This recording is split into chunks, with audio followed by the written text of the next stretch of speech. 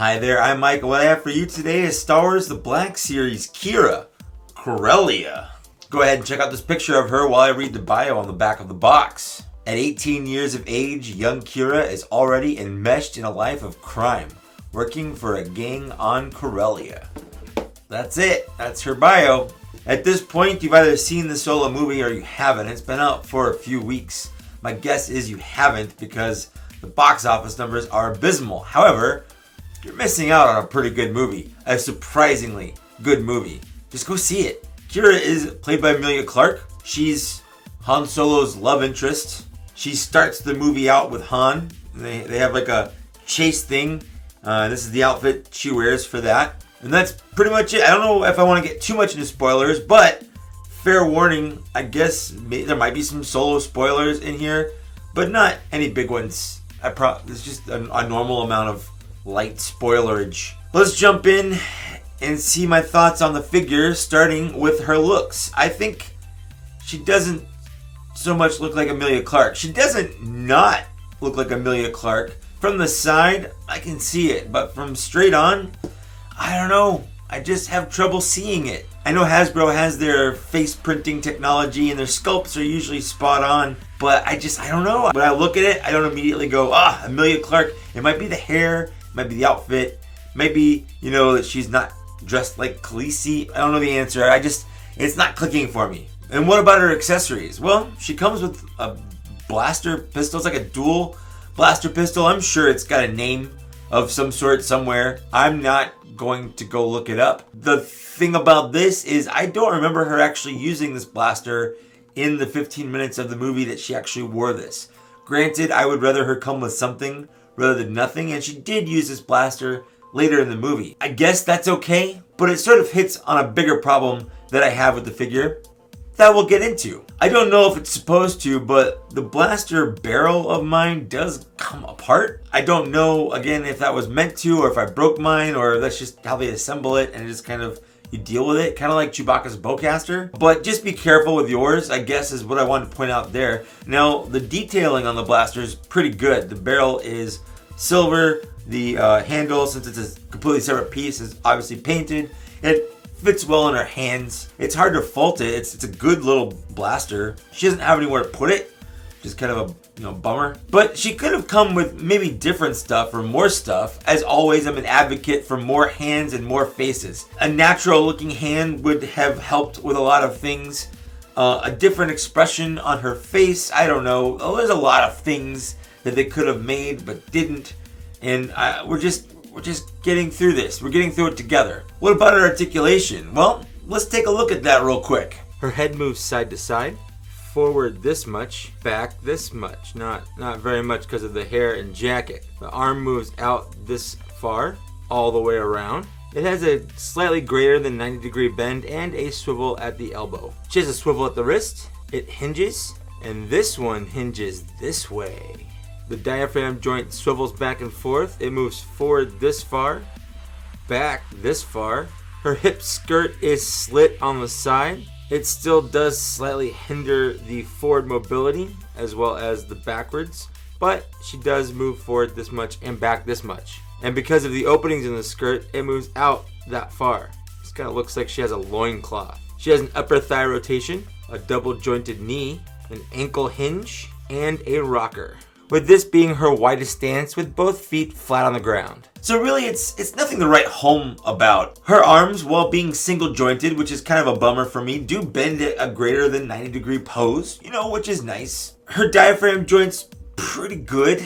Her head doesn't have that tilt that I've grown to love from all the newer figures, which is a disappointment to say the least. Also, her skirt does limit her articulation, which brings me right into the sculpt, because that's directly related. First, I want to talk about what I like about the sculpt. The jacket is fantastic. The hair is sculpted really well on the, lapel, whatever this part is. It looks fantastic. The material is lifelike. It's sculpted really well. It's got a nice paint wash on it. I do have a couple little paint spots on my figure that I'm sure not everyone will have, but that's kind of stuff never really bothered me. I know it bothers some people. It's never really bothered me. Her pants and boots are good. They've got speckles to look like they're worn, and they've got dirt and grime or whatever. But what's really nice is actually her skirt. And it's also the worst part. So what's nice about it is that there's a lot of great detail molded into this skirt. Different folds, the little seam lines, the little bullets on the belt.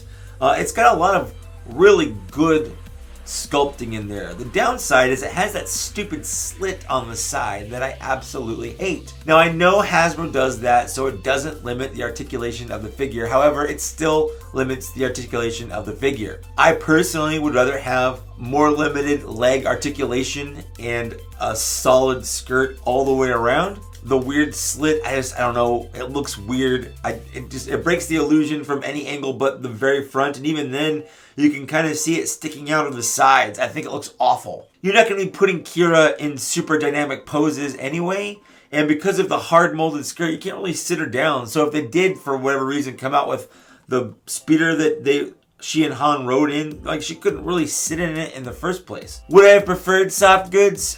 Probably not. I mean, in general, yes, but I feel like there wouldn't be enough detail in the soft goods that there isn't here, and I like the detail in it. On top of that, and this is a weird nitpick for the movie, I'm assuming this is accurate to the movie. I didn't really pay super attention to her waist crotch area when I was watching the movie, but it's like a weird smock. It's like longer in the front than in the back. It looks like she's like a waitress for like a coffee shop. It's a weird look, which brings me into the want/availability portion of my reviews. Did I want her? Yeah, I mean, I want a Qi'Ra, not a Qi'Ra, I want a Qi'Ra figure because I want figures from Star Wars movies. So there's an inherent want there. The problem I have is with this specific outfit. So far, the figures that were released in the Solo kind of line are the Han Solo from what he wore in the bulk of the movie, Chewbacca, Lando, and that's pretty much it. And then Qi'Ra. The problem is Qi'Ra is dressed like she was in the beginning of the movie with the Han Solo that looks like this. That's like the first 15 minutes of the movie, and then she's not wearing that any other time. So if you put her with the Han and the Lando and the Chewie, she should look like this. The Red Dawn outfit, the Kessel Run outfit, I don't know. That's just what she should look like, which is a much better outfit, first of all, and probably make it easier to look like Emilia Clarke. I don't know why Hasbro decided to go with this 90s grunge barista waitress. Yeah, she wore it in the movie, but like in the very beginning, and then never again, and it doesn't match the rest of the figures. Why? Why this outfit? But hopefully, we'll get a Han Solo maybe figure that matches this, or hopefully they'll release a Qi'Ra that matches the rest of them. Other than that, she's sitting on the shelf next to it, but she's not really part of the team. What about availability? Well, I bought mine on Hasbro Toy Shop. It was the normal price. I've seen her on Amazon a couple times for, the normal $20 retail price. Normally, I think she goes a little bit more than that. I've heard tale of her wave being in Targets and Walmarts, mostly Targets. I've not seen it with my own two peepers right here. I've never seen her in a store physically, although I have seen her wave mates, so I know she has been in stores. I know specifically if you see the Darth Vader from Force Friday back in September, that Darth Vader is part of the wave with her. So if you've seen him, you've missed her, which is sad. So what does this all amount to? A very mediocre figure. I don't hate her. I'm disappointed, I guess, by her. I don't think she's a bad figure necessarily. She's got some flaws. She's got some nitpicks that I, would prefer they made different choices if they had to go with this outfit.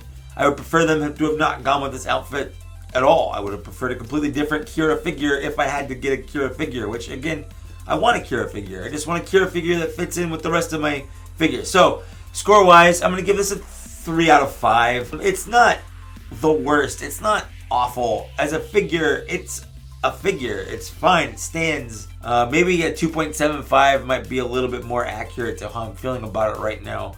But, that's just how I mathed it out when I wrote this review a week ago. I just haven't had time to record it. Finding time to record this is a lot. Plus, I got new lights. How do you guys... you can see a lot more hand because they're a lot brighter. I'm actually having a hard time looking at the camera because they're so bright. What do you think? let me know. Anyways, that's it for my review of Qi'Ra. Do you have Qi'Ra? Do you want Qi'Ra? Did you see Solo? Do you want me to review a Solo movie? Let me know in the comments down below. I love to read those. I love to respond. There's also, while you're down there, a couple different ways you can support my channel if you want to, but definitely don't feel like you have to, because I just make these when I have time because I like to do it because it's fun. It's a good way to have an outlet for my hobby. Instead of just collecting them, I can also talk about them with, you guys, and you're awesome, and I'm awesome, and we're all awesome. Go ahead and like, share, subscribe, the normal YouTube stuff that people say at the end of the video. And that's it. Keep an eye out. I do have the 4-alarm review coming up and some other stuff. I'll do them. I just, it's hard to find time when you're planning a wedding. Well, I'm planning a wedding. You're not. I don't know if you are. If you are, congratulations as well. But it's a lot of time between work and doing that stuff. Anyway, that's it. That's all I've got. Thanks for watching. I'll see you later. Bye.